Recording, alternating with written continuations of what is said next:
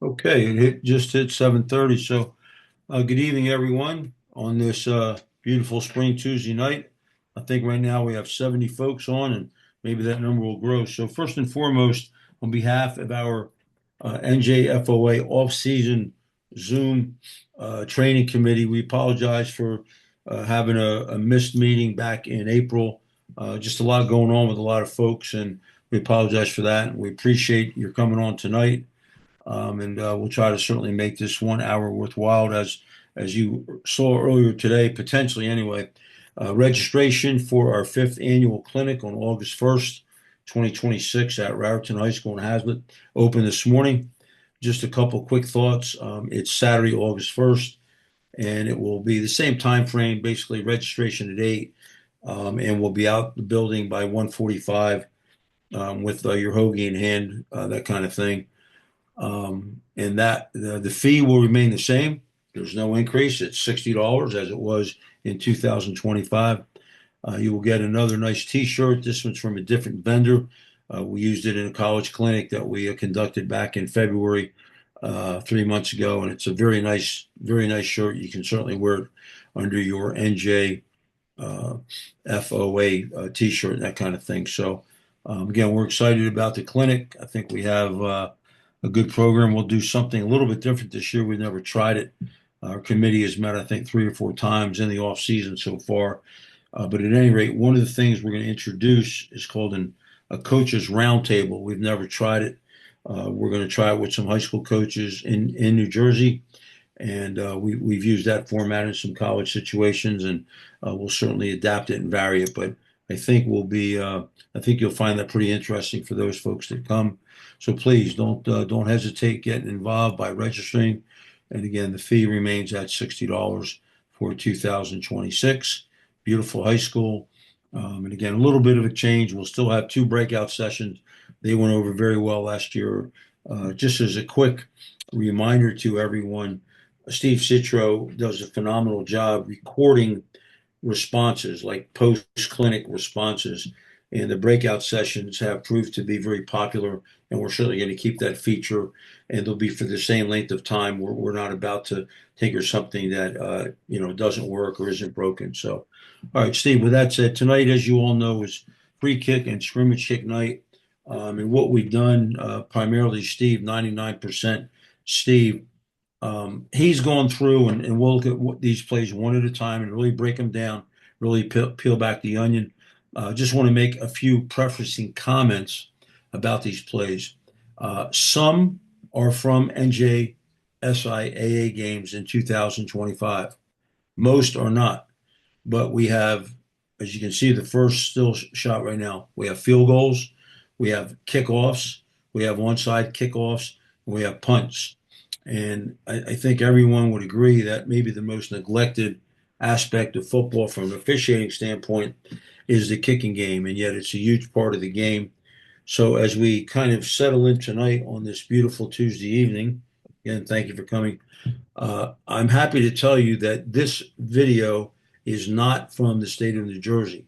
And if you would all just take a look for a minute at we can see the balls on the left hash or very near the left hash at the plus 20 yard line, but I'd like you to look at the official who is standing with his feet straddling the 20-yard line, and the guy's about 12 yards on the field.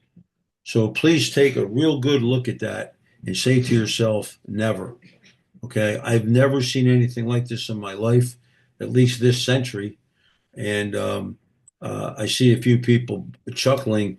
I have absolutely no idea. This game is from the state of Ohio. That's irrelevant. But what that official is doing is, and you can see it looks to me as though it's a five-man crew because you see a short wing down at the bottom of the screen. You see this official who is again about 12 yards onto the field. And then you see two officials under the goalpost. You can barely see the gentleman to the left of the screen.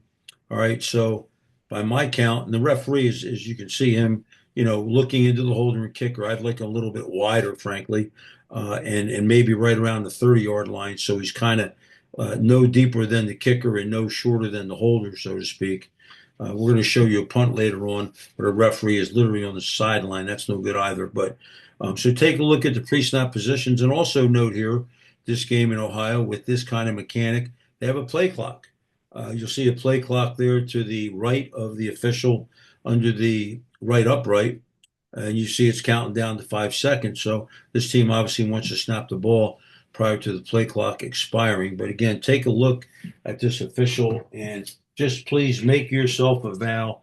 And if you don't mind, make myself a vow that you'll never do this ever as long as you do this. Um, and again, I cannot, uh, if anyone tried to explain this to me and justify it, frankly, I would call them a liar. This simply cannot be. And again, I'm not quite sure what it's supposed to be. But okay, so we have a field goal attempt from the plus 20. All right, so what I'd like you to look for on this is watch the ball. It's going to be short. The kick's going to be short, and then watch what happens. And also, don't lose sight of the action around the kicker and holder, especially you white hats. Okay, Steve, could you run, please?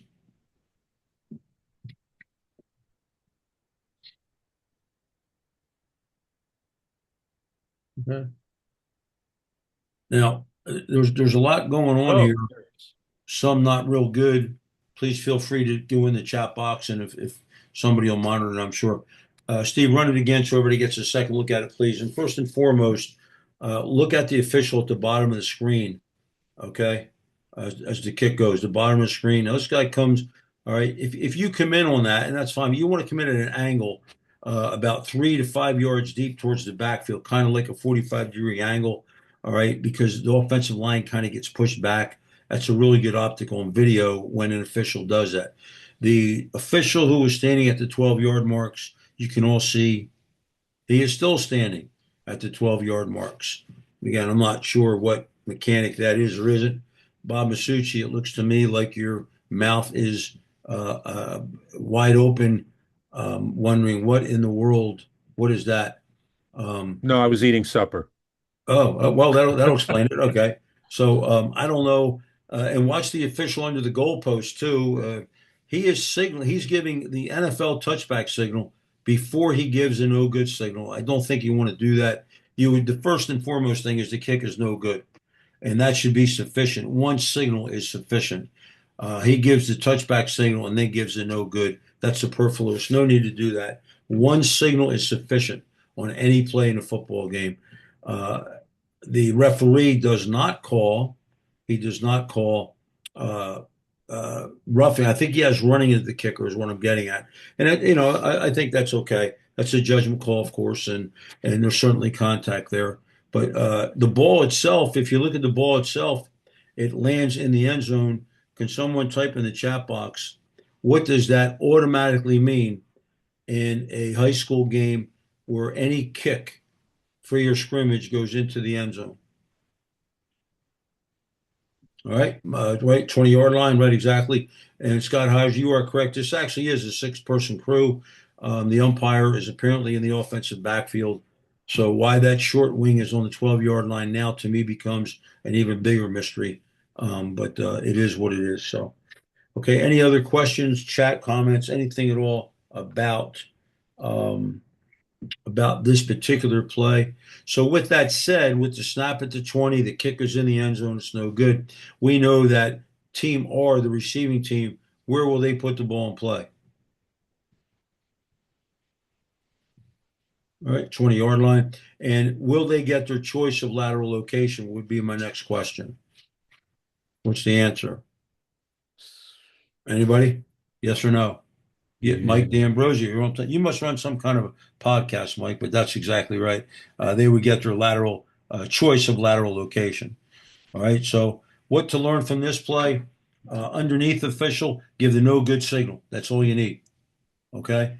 If you're the short wing up top, line up in uh, some acceptable position by every manual ever written since this century and probably prior to that. Referee, okay, hold your ground. You did. You have a flag for either running or roughing. Let's remember Now look at the sticks. It looks like it's fourth down at about 18. So referees, when you throw your flag here, what decision must you make right off the bat? What do you got to know? What do you got to know? Anybody in the chat box? It's fourth and 18. What do you have to know right away when you throw your flag for the contact on the kicker? Okay, Peter Schmidt. But right, okay. Look, if this is roughing the kicker, we know by rule now we have what? It's going to be First down. first and goal at the 5. First and goal, or I'm sorry, it's going to be first and goal at the 10, half the distance, right?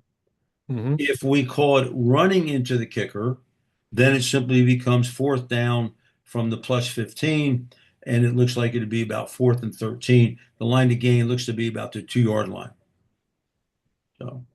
So again, please digest all the aspects of this play from both a mechanic standpoint and a rule standpoint. Any other? So the comment here is roughing is a 15-yard penalty.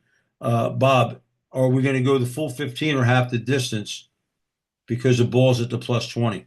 Half the distance. Right. So we can't, even though it's 15 yards, it's half the distance. So it's going to be first and goal at the 10 is what it would be if we call this roughing the kicker. Okay.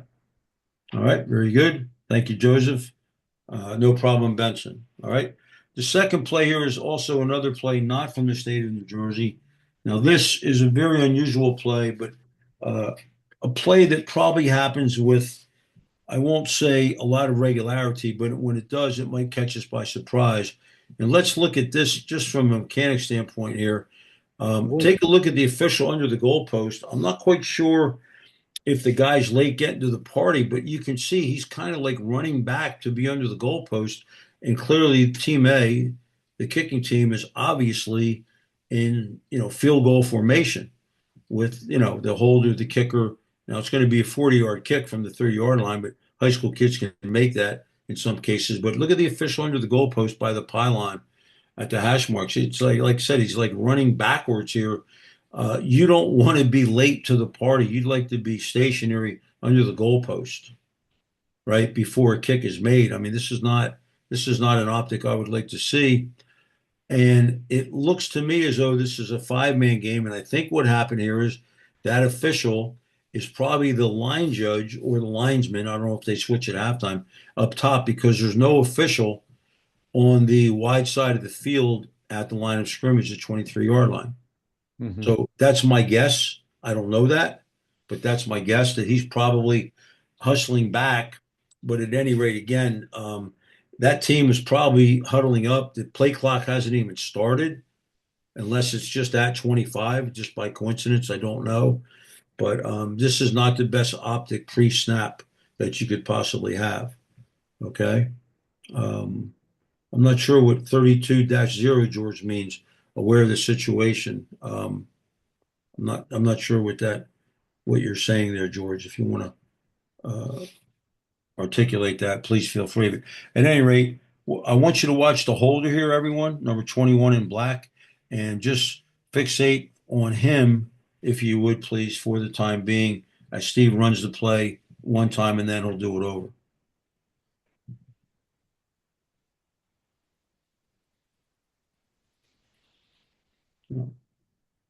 Okay, George, I got you on the thing now.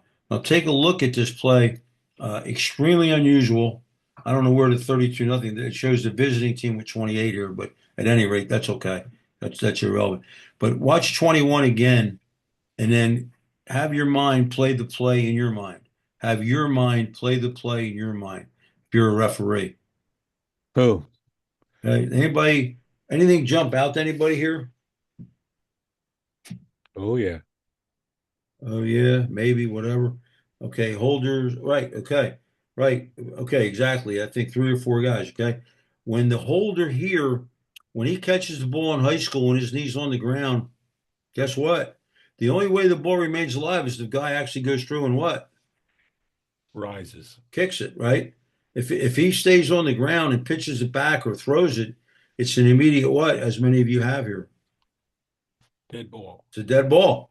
So we really should have a dead ball here. Obviously, this is a trick play. Think this thing through. Before the game, did the coach tell the officials, not that he has to, but you check, coach, you have anything unusual? If he said, yeah, we run a fake field goal, okay, maybe it's worth it saying, make sure your holder rises up if he's going to, pitch a backward pass or throw a forward pass or run or whatever it would be. Um, Again, this is a pretty unusual play here, but now the pass is incomplete and all that good stuff, but nonetheless, this is a play that we'd want to shut down right away with some assertiveness. Pop the whistle, beep, beep, beep, beep, go in, kill the clock, boom, first down the other way, assuming it's fourth down, because otherwise this thing could get away from us. You let that kid throw a pass, the guy catches it, and then somebody says, "Wait a minute, his knee was down." Or on video, the knee is down. The kid clearly never rose up. This could result in some difficulties after the game is played and stuff like that. So, um, any other thoughts on this? Any play or any other comments in the chat? And Mike D'Ambrosio has a good comment here. We noticed before the tee was at the 30-yard line. That's where the dead ball spot is. It's not like going to be at the previous spot to 23. The receivers would take the ball over at the 30 on the offensive right hash. So, okay. Anything else on this play? By the way, we're up to 103 people. Good evening, everyone. Great to have you here on this Tuesday night. Anything else in this play? Anybody? Before we move on. Okay, Steve, the third play. Now, what we're going to see here is now look where look at the yard line here. Okay, the team is on the minus 36-yard line. So think about it. Okay, if this kid were to make this field goal, it would be an 84-yarder. Okay, look at where we're at here, folks, on the field. All right. Now, we know in high school that a scrimmage kick is a scrimmage kick is a scrimmage kick, unlike other codes where if you miss a field goal, the ball's going to come back. So what you need to keep in mind here is even though this thing's 84 yards away, okay, I can't fathom anyone taking this seriously as far as is this guy capable of kicking an 84-yard field goal? But at any rate, it is a field goal, and you see the score there 7-3. Maybe this kid made another one. I don't know before a long one, but he's not going to make an 84-yard kick. So my point is, it's just like a what? Joe Ingato, that's exactly right. It's just like a punt. So please watch this. And the receiving team, they don't even field the ball, which is, of course, their prerogative. But Steve, go ahead.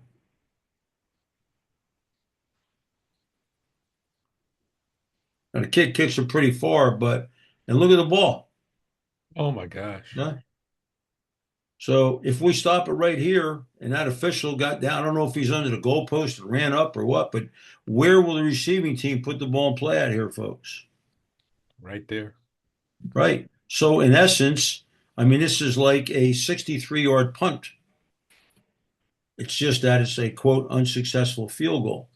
So it'll be first and 10, the receiving team at the 1-yard line. If the ball would have rolled into the end zone, now where would they get it? 20. At the 20. Okay. But this is, it might be the longest missed field goal that did good in football history. In essence, again, it's a 63-yard punt in essence, because remember, field goals and scrimmage kicks are treated the same way. Think about your careers, those of you on here, and whether it's last year, before that, whenever it might have been, and the longest field goal you've ever seen attempted. I'm sure this would top it by yards. Okay? An 84-yard field goal. Okay. Now, Bill Young has a comment. The field goal kicker is probably better than a punter. That's entirely possible. And maybe the receiving team is thinking, well, we better not pick the ball up or something. I don't know. Maybe they don't know the rule that it doesn't go back all the way to the previous spot in high school. For whatever reason, this team chose to try this 84-yard field goal. Certainly, there's no rule against it. If he was an all-state kicker, good for him. But he's not going to make an 84-yarder. That's just the way it is. But so, any other thoughts on this play? Again, think it through. Uh, Need to remember Andrew Horan ball and not the player. Yeah, right. So when the kid on the kicking team downs the ball, he could have both feet and his knees in the end zone, but if the ball's at the 1 yard line, the only thing that matters, and Andy's correct, is the ball. Nothing else is relevant, only the ball itself, right? Okay. Uh, Deep wing should be under the goalpost. No, this guy, I'm not sure where the guy came from. If he might have thought, well, I don't have to go under it because it's not going to be a successful kick. I mean, that's something that I would have no idea of. If somebody's trying an 84-yard field goal in a game you're in, I would suggest not going under the goalpost because he's not going to make it. The goal line becomes the most important line.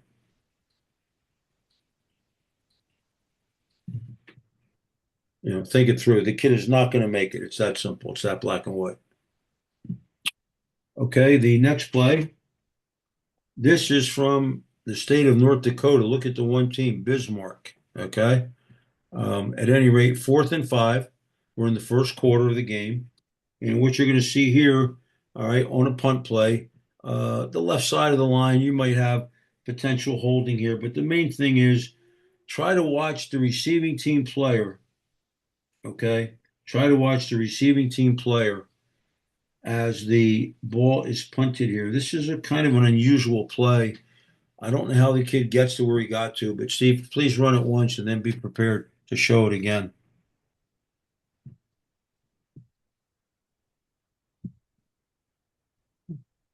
Now, this is a little bit of a nightmare for the officials. I'm guessing it's a 5-man crew. I think the back judge is killing the clock, and one of the short wings is coming down here. Steve, can you show that again and slow it down right at the mesh point where the kid catches the punt and then gets up?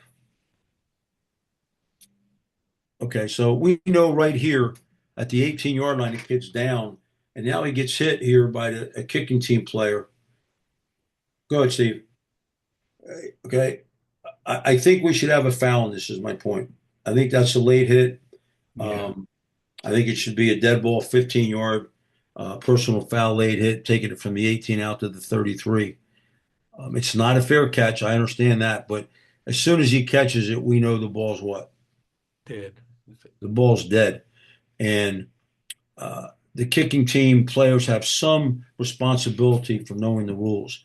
There's not a high school football game in this country anywhere that we allow a guy to be on the ground with the ball and then get up and run. So again, I'm not quite sure. And if you look at it, it's easy to do, when we stop it. But the kid is about 5 to 6 yards away from him. He should be able to stop and not contact. I mean, he's about to 23. That's to me, that's too long of a gap, too long of an element to allow that contact. I won't say it's severe, but I think it's enough for a foul. Please feel free to type in yay, nay, whatever. Okay, I didn't see him throw the flag. I guess he did. Frank McCurry, good pickup, Frank. Okay, thank you, Frank, for that. And we absolve that back judge. We exonerate him. So, yeah, and again, we would go from the dead ball spot from the 18-yard line out to the 33. Okay, and okay, yeah, I got a foul as well. Kill the clock, throw your flag, kill the clock, point in the direction that the receiving team will be going, and then tell your referee you have a dead ball late hit, okay, against white number 11. So, uh, anything else on this play? By the way, I don't want to be remiss in this. A couple days ago on Saturday, I had the opportunity to speak at actually two clinics, football clinics, one in Scranton, Pennsylvania, one in Philadelphia, Pennsylvania. At any rate, when I was finished in Philly, a gentleman came up to me who is a native of New Jersey, but now lives in Connecticut. And we just got chatting a little bit, and I told him about our off-season program, and he said, "Boy, I'd love to see it." So, a gentleman named Ronald Lelko is on tonight. I know he's not a NJFOA official, but Ron, welcome. I think you're on anyways. I'm not positive about that, but thanks if you are on. Thanks for coming on and He's on. oh, yeah, there you are. Okay. Uh, Thank you for coming and small world, folks. It always is a small world, and I think that's one of the things officiating does and brings to people. It's a great, great avocation for a myriad of reasons. Okay. The next play is a game from high school last year in New Jersey, and we're going to stop it right here. Um, we don't want to be critical, but we want to teach, we want to instruct, and we want to have what I would call constructive comments. Okay. Referee, first of all, look where the punter is. Okay. You want to be on the goal line, but you don't want to be that close to the sideline. You're just too far away. You should be straddling the goal line, but at least at the numbers like 9 yards. Okay. In essence, if you're 9 yards from the sideline, excuse me, the hash marks are 17. So you're kind of splitting the difference between the punter and the sideline. But with the punter lined up like this, you want to be on the goal line, straddle the goal line here, and move your body pre-snap to about halfway between the pylon and if the kid is himself was right on the goal line. Now the referee on this play, you're going to see a really bad snap here. By the snapper goes way over the kid's head. The referee does a real nice job reacting. What we have to think about here, and I think Steve might have some comments, but what we have to think about here is, look, we got two short wings. You can't see the guy at the bottom, but trust me, he's there. You absolutely need one short wing to remain on the line of scrimmage and one short wing to go back. Now, when you got this situation here, the referee has that side covered. So the short wing up top next to the down marker, just hold your ground, hold your water, stay still, don't move. The guy at the bottom is kind of going to go back. That way we can bracket the bad snap over the punter's head. We can bracket it with the referee and the short wing at the bottom of the screen that right now you can't see. But mechanically, that's how we want to do it. Also, we know that our NJFOA 6 official manual puts our umpire about 10 yards deep on a punt. This guy might be a little bit too deep, all right, but he's well out of the way. And here, just as an umpire's reminder, you want to hold your ground as team A, the kicking team, goes down. Just hold your ground. Don't be moving around. If you're moving, somebody's going to hit you. Hold your ground and observe. And once the kicking team players pass you, other than the punter, then turn and spin and officiate inside out on the run back. So, okay, Steve, and watch the snap here, everyone. Oh boy. All right, now oh boy, we got all kinds of stuff going on here. This is a play. Now, oh my gosh, what is going on here? So we'll give everybody a second look at that. Yeah, this is a play you might see once in your career. Um, if you can, Steve, please freeze it when the ball right now. Okay, so we know that we never want to offend the football, right? And this is a clear case of that. We know the rules do not permit us to kick a loose ball on the ground. I hope I don't piss anybody off by saying this, but this is not soccer. This is football. And in football, you cannot legally kick a ball that's rolling on the ground, especially uh, shall I say, hazardous to the kicking team when it's in the end zone. So digest this play. Uh, our Connecticut guest already put in his opinion. He says, I have an illegal kick safety. How, does the ball become dead?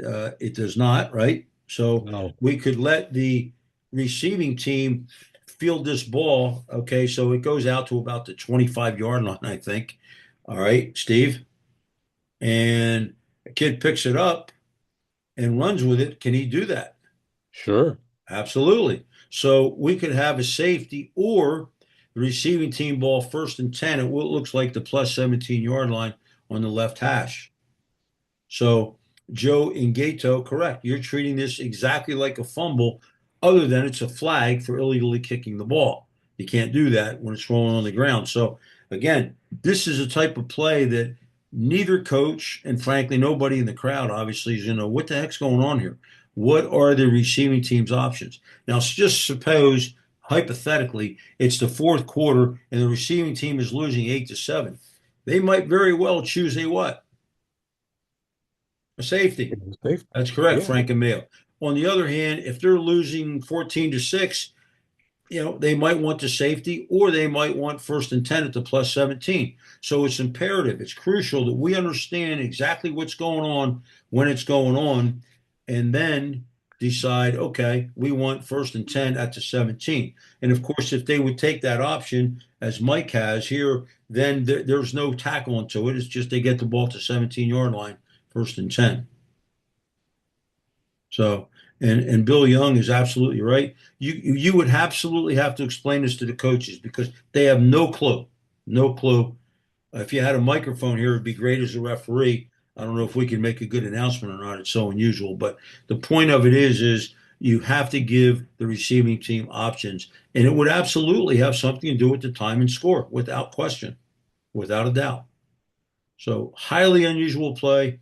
Steve, this happened. Steve told me this happened in an NJSIAA game in 2025. That If is you were in correct. that game, I'm sure you remember it. If you weren't, you don't want to be in that game. Okay. Any other chat box comments, questions as you again play the play in your mind? Play the play in your mind.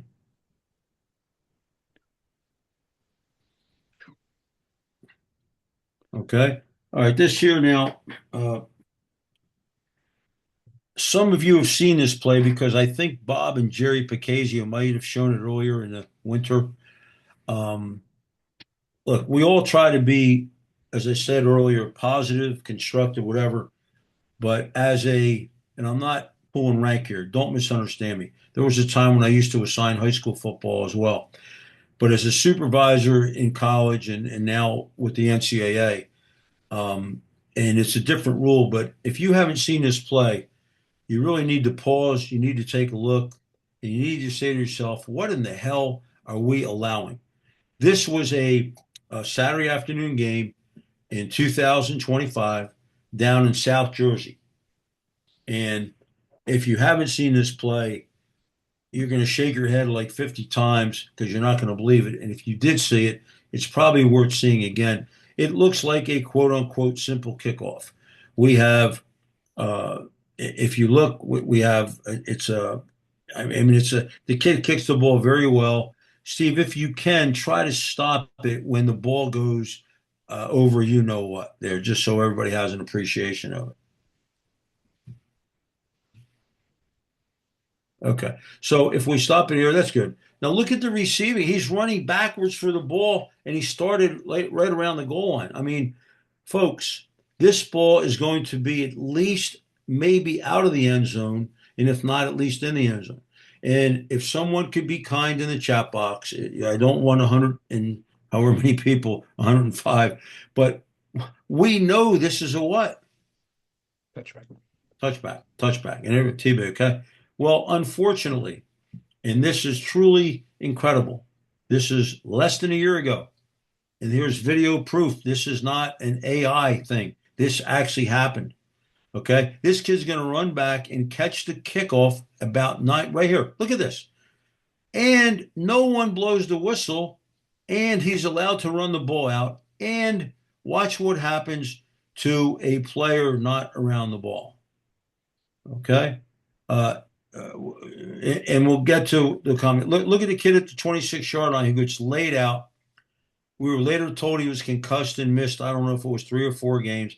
The whole thing should have never even happened.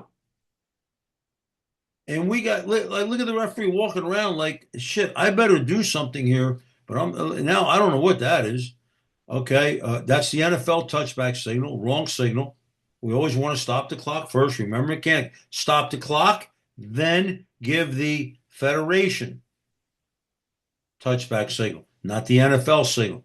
But look at the play. We already got trainers on the field with a coach. And I'll remind you, this play should have never happened. Ever. Hey Jim, most of the players stopped too. They knew that it Of was a course. touchback. Thank you, Bob. Right. So everybody slows up. Now you're vulnerable to get whacked, and watch what happens here. This kid gets blown up. Boom. And we don't have a flag for that. Other than that, the play was perfectly officiated. Okay. But folks, just again, think about this. This is just inconceivable. Okay, this can never, ever, ever uh, happen. And Steve's comments on the playlist were it gets way worse after we let the guy run the ball out from 9 yards deep. And true words, this is the center field view of it. And somebody else pointed out, stop it right here, Steve. Look at the kicking team's alignment here. Are we okay with this? Man, Anybody see anything? yeah. Okay. All right. Okay, they're okay because it is 4 and 6 is my point. That kid just is at the end over by the sideline to our right. He is on the field, so it's a legal free kick formation because it's 6 and 4. We know 7 and 3 would not be permissible by rule, but this is a legal formation. And if you can see the scoreboard from far away, and I'm not asking to zoom in, I think this play occurred in the second period of what at the time was a close game. Okay, Steve.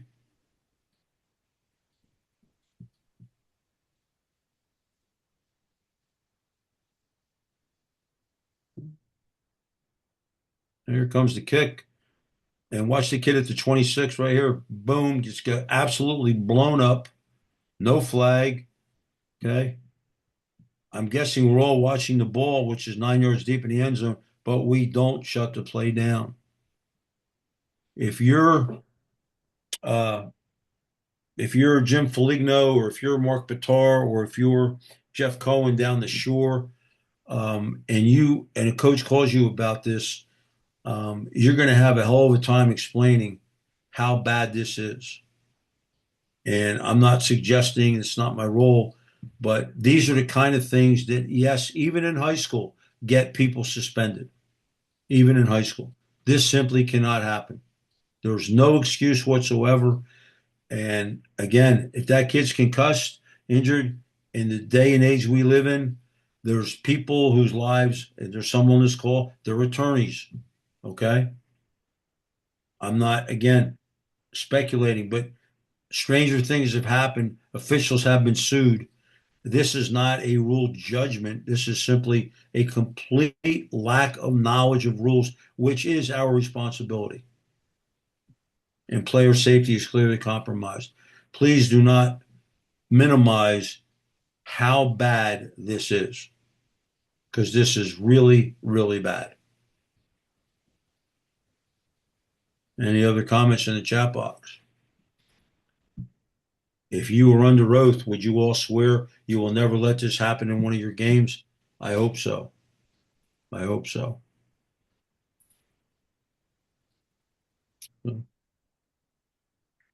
Okay, the next play that we have here, this is in the state of Arizona.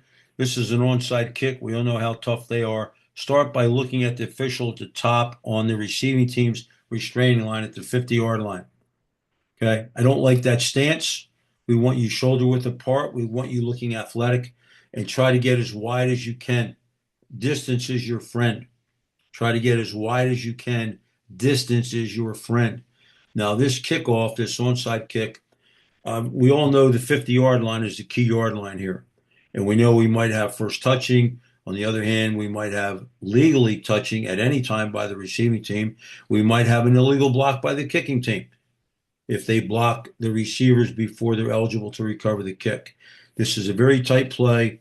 Now, you see there's 3 minutes and 3 seconds to go in the fourth quarter. The team in white is obviously the Eagles because they're losing. That's why they're going to onside kick. Okay. And it looks to me that we do have four officials like we would in New Jersey. We have two on the 40, two on the 50. All that's good. Now, I don't know if they have a 5-man crew. I don't see an umpire here. Our umpire we know would be behind the kicker. We don't make any adjustments with our umpire on an onside kick. And the referee would be, deeper than the deepest guy. Maybe he's moved up as well. We don't know that. And it doesn't come into play. But what we need to try to do is look at the ball, number one, and number two, where it is touched and by whom and at what yard line. Steve, let's run it one time and we'll go back.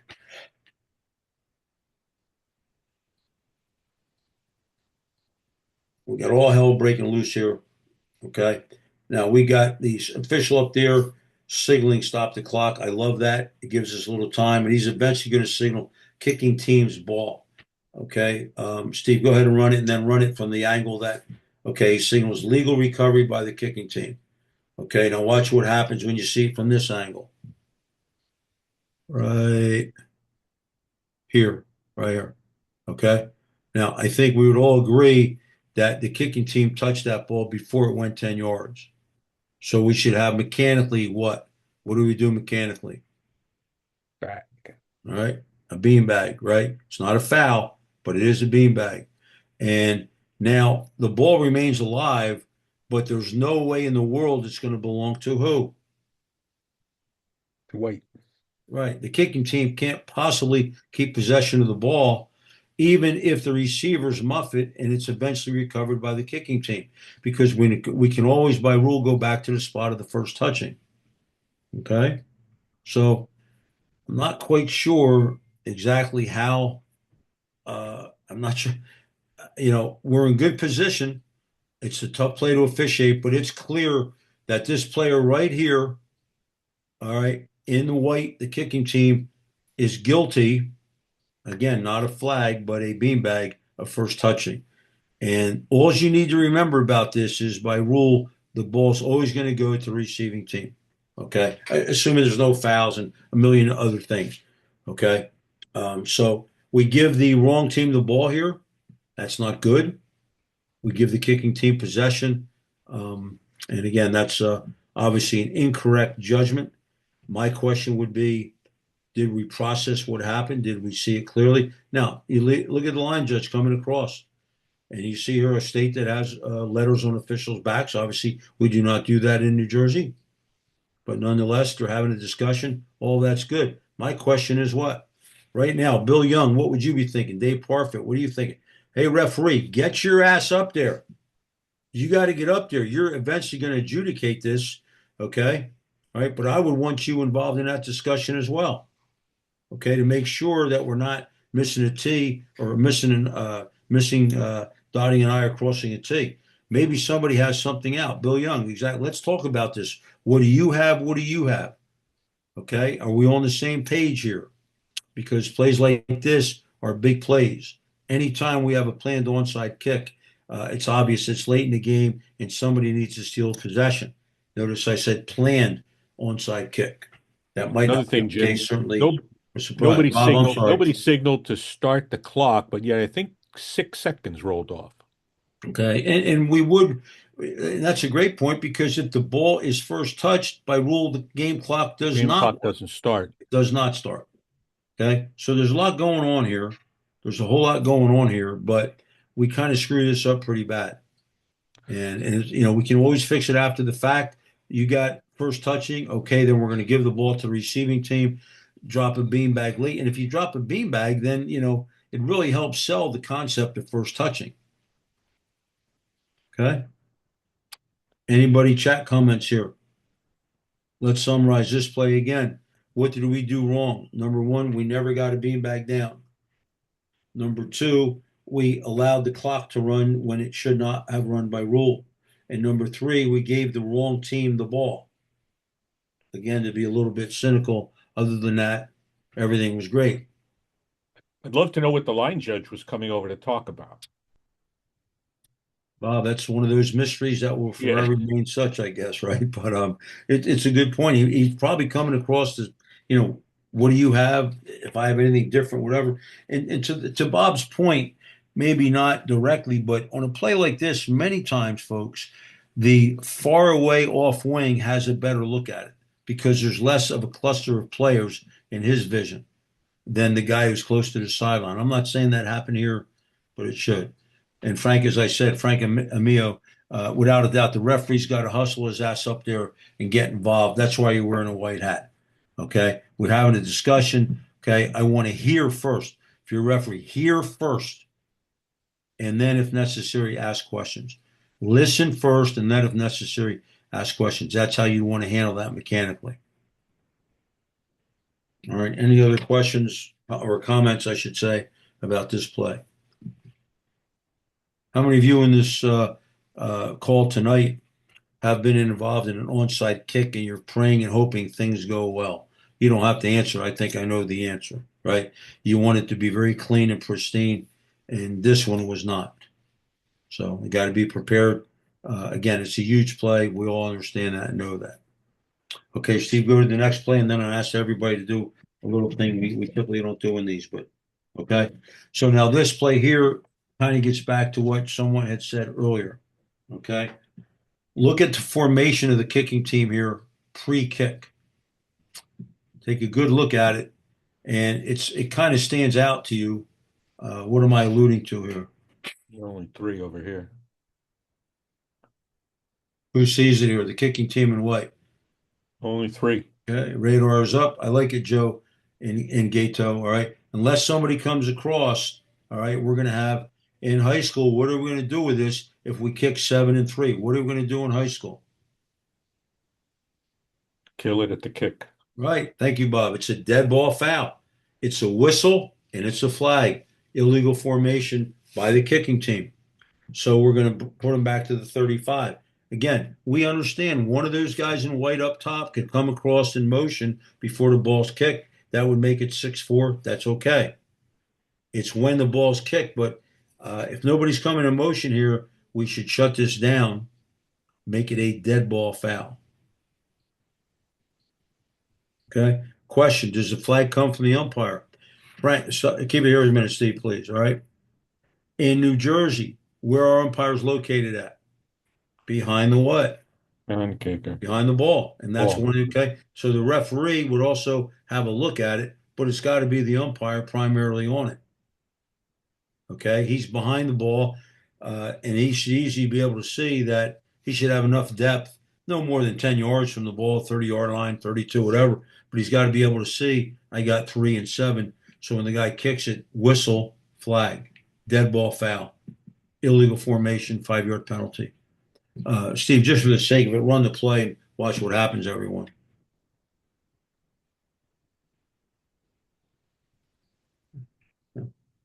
So you see the referee throw the flag, but he doesn't shut it down.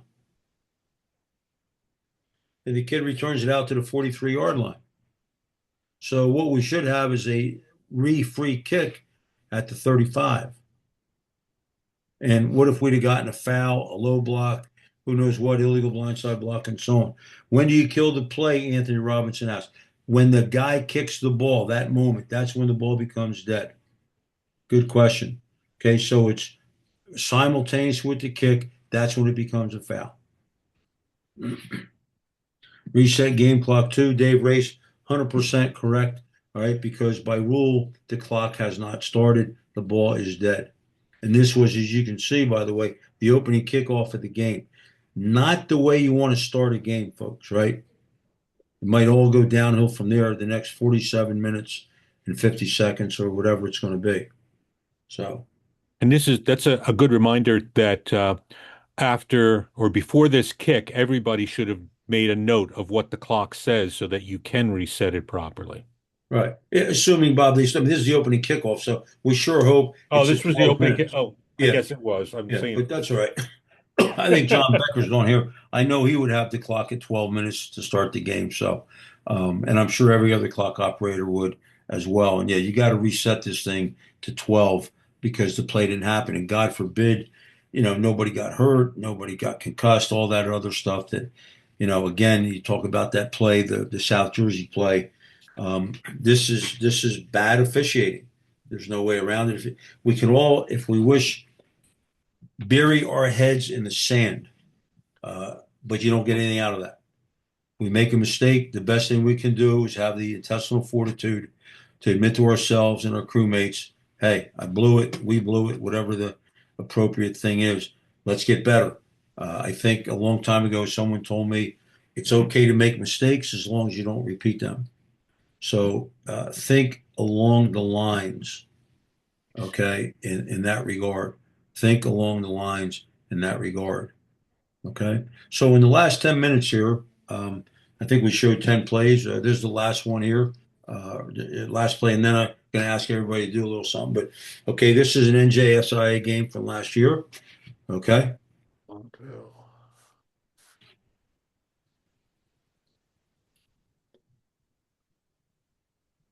And it's an interesting play for a couple reasons.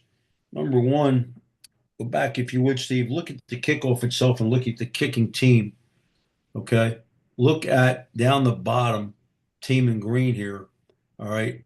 I think it's number 9 and 10. If you can, Steve, at the mesh point of the kid kicking the ball, see if you can. Okay. Right there. Now, some people would think that's offside. We don't want to call that offside. It's a regular kick. It's not onside. And what's our rule of thumb? Does anybody remember in our manual? What's our rule of thumb?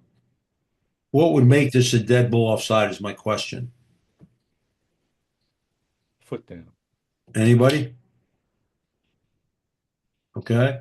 Right. Foot Okay. down. Exactly right, Peter Schmidt. We would only call this a foul if a player in green of the kicking team has a foot on the ground beyond the 40-yard line. So this is a good no call. Let this play out. And nobody gained an advantage here. But the essence of the play comes, watch the kid of the receiving team catch the ball. It sure looks like he catches it around the one, maybe the 1.5 yard line. All right. And now at this point, if his momentum takes him in the end zone, the first thing to know, the ball's not dead.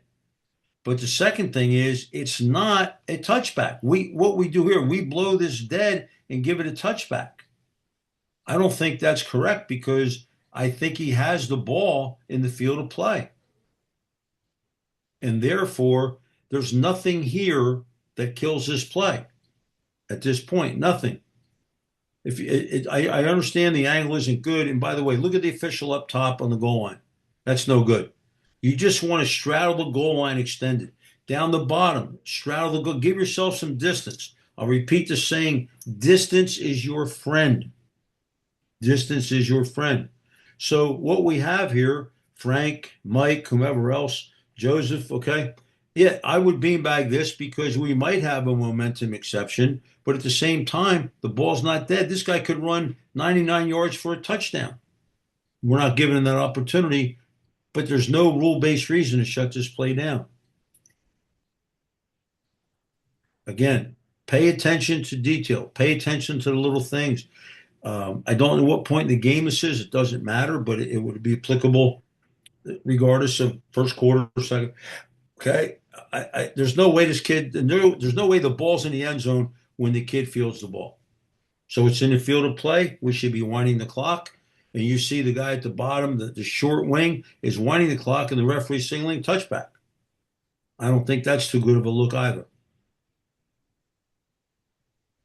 Okay. Not good. So before I ask you to do this little exercise, everything that we've shown you tonight, every play from the first field goal to the holder with the flipping the ball backwards to the kickoff night, every one of these plays, my point is this, the overriding transcending point is this. All of these mistakes are preventable. Every single one of them are preventable with proper mechanics and proper rules knowledge. And I think that's the theme that really good officials hone in on. If something's preventable, then don't let it happen. So with that said, as we're at 8:23, what I'd like to do, 5 minutes, 3 minutes, if you could all just take a piece of paper in your mind or on an iPad or whatever, just write down one thing you learned tonight that maybe you didn't know prior to tonight's scrimmage free kick session. I'll give you 2 minutes. One thing you learned tonight.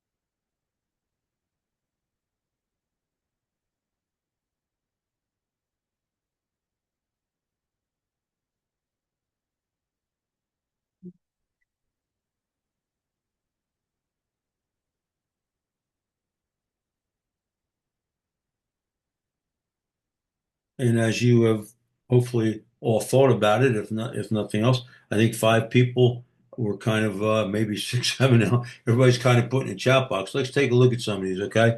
Uh, Stay still, okay? Uh, no rules and enforcements. Must know the rules. Nothing was too complicated.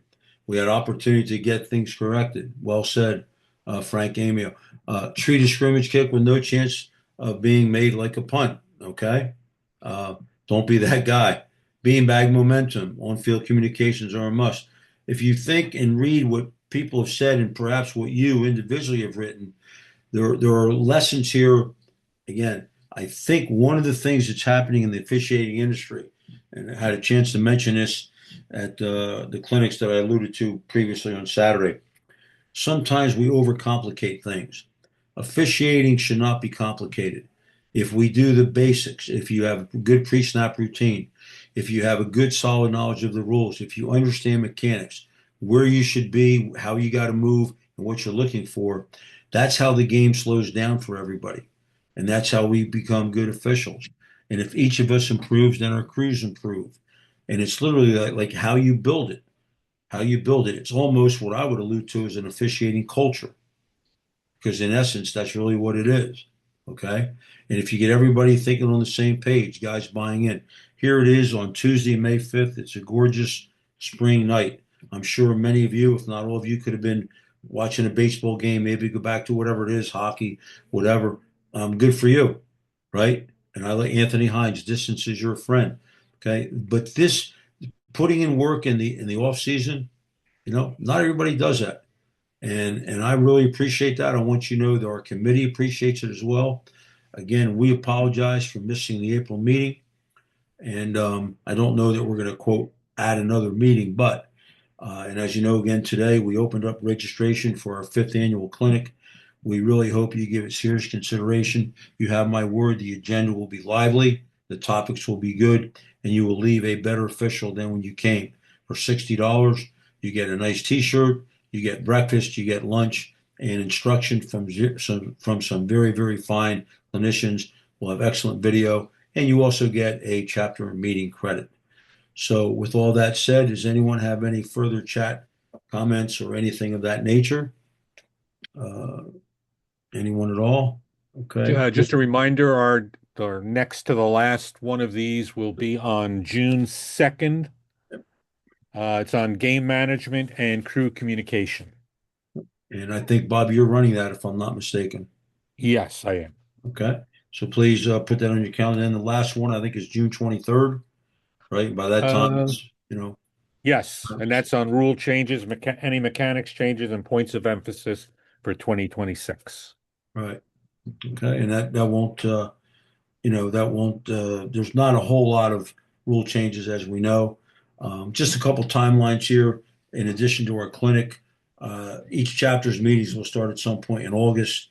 And of course, I believe each chapter distributes rule books as they see fit, but probably look for Dave Race. What is it, late June, early July timeframe on that, Dave, or am I too early?